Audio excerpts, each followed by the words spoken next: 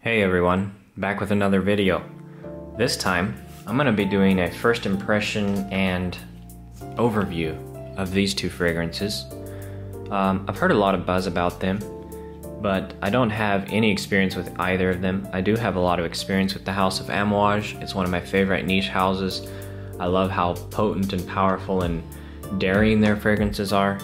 We're going to be talking today about the Opus collection, and this one is Royal Tobacco and Silver Oud. My first impressions are like a mini review more times than not.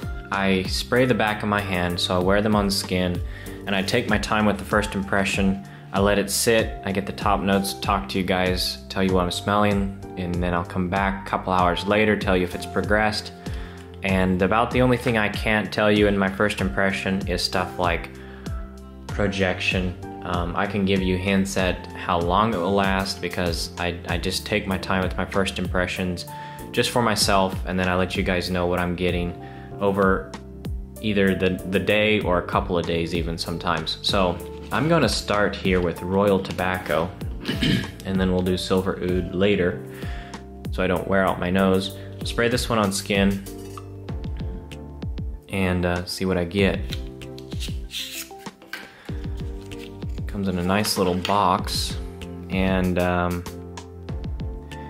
this one here is dark. The juice color is very, very dark. So I'm a little nervous, but also excited. So we'll spray it on hand and see what I get here.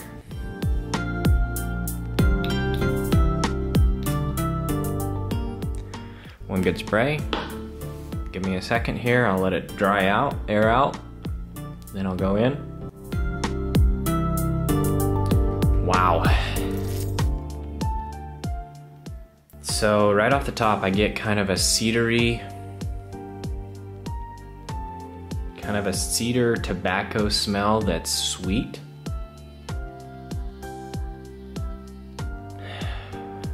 I get some spices and maybe some hints of some floral. It's very robust, of course. And so far, I really like it. So far, I'm really impressed. But we'll see. I'm gonna give it some time. I haven't looked up the notes on either of these. I don't know what they are. I will look up the notes when I come back after an hour or two, just to give you an idea of what I'm supposed to smell and what I actually smell. But I'll be back in a couple of hours. So I'm back. It's been about an hour and a half, and fragrance has definitely changed. I'm getting into the mids a little bit here on Royal Tobacco from Amouage, and I keep getting this candied wood smell. It's a sweet, dark smell. It's kind of addictive, and I really like what I'm smelling. But this is just a very quick pop in here just to let you know what the mids are doing. The spices have completely faded, and I just get this really natural smelling. Somehow Amouage has this way of making their fragrances smell so natural and robust, and I'm getting this very natural, sweet, woody smell. I wouldn't necessarily say it's tobacco-y. It could be definitely playing into that, but that's what I'm getting for now, and I'll be back with the complete dry down here after a while. Okay guys, I'm back again here with my final thoughts on Royal Tobacco, and I'm gonna go ahead and just put the notes on screen for you. There's so many that I don't feel like reading them all out, but I did look up the notes, and this kind of fragrance makes it very difficult to review just because of how complex it is, and it is so unique and complex and interesting, and I just love it. I have fallen in love with it just in the short time it's been on my hand here. That could change after I give it a full wearing, but just as far as a smell that I enjoy to go back to over and over and over, I do really enjoy it. So what I'll say about the mids is I definitely get the licorice. The licorice came through really strongly, so if you're adverse to that note, I would not expect to like this one. It smelled like a salted licorice to me. It was kind of this dry, salty licorice sweet smell. And it was very, very nice. I really enjoyed that part of it. Now that I'm into the base notes, it is definitely getting a little smokier. I can pick out the Gaiac wood, and it says there's birch tar in here too. I'm sure that could be giving me some smokiness. I know how Gaiac wood smells, so I can smell that. And it's kind of sticky and resinous, and it's still hanging on to some of that licoriciness. And I can't say that I smell just straight up vanilla, but it does smell sweet and a little powdery and dry still. So it's very complex. It's hard to really describe what's going on here with this one. But as far as just off the top of my head rating, I would give this some of the best stuff I've smelled from Amouage. It is worth getting your hands on if you're a fan of this house. I would highly, highly recommend trying it out. Okay, and now I'm gonna move on to this other one from them. And this one here is called Silver Oud. And once again, haven't looked up the notes, have no idea what to expect. I'm assuming it's gonna be an oud fragrance, but I will give it a shot. Once again, juice color is just something else. That is so dark. If I were to make a guess, if this has oud in it, I think it's probably gonna be the real deal, just by going off of the color of that juice right there. But I'll spray it on my hand here and see if I can tell you guys what's going on.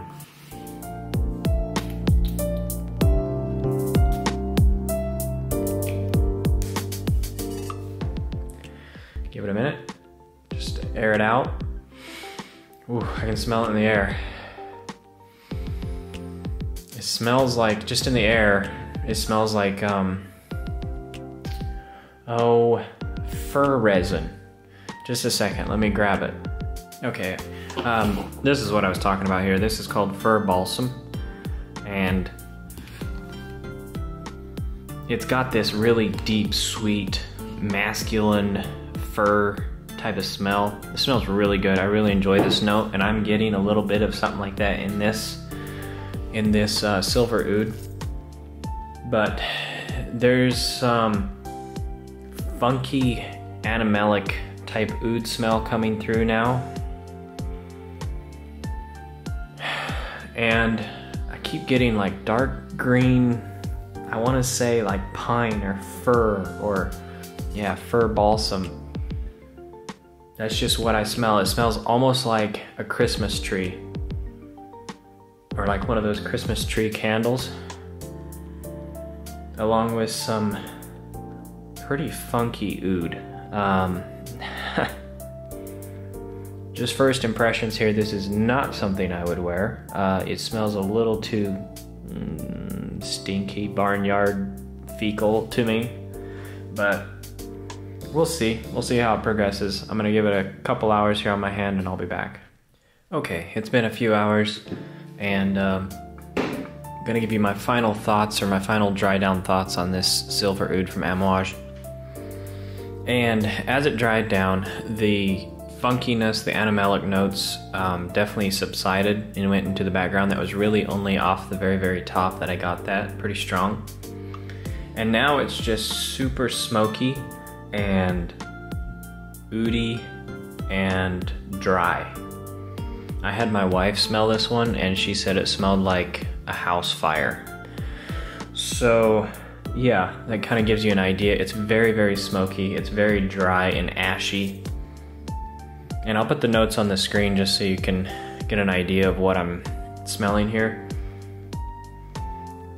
But it's definitely a lot of smoke, and I still get that dark green pine smell, and the only thing I can contribute that to must be cypriol oil or patchouli, and I don't know what's giving me that note, but I still get it. It still smells like a fir resin, fir balsam, pine, Christmas tree type of smell on fire. So it's quite unique.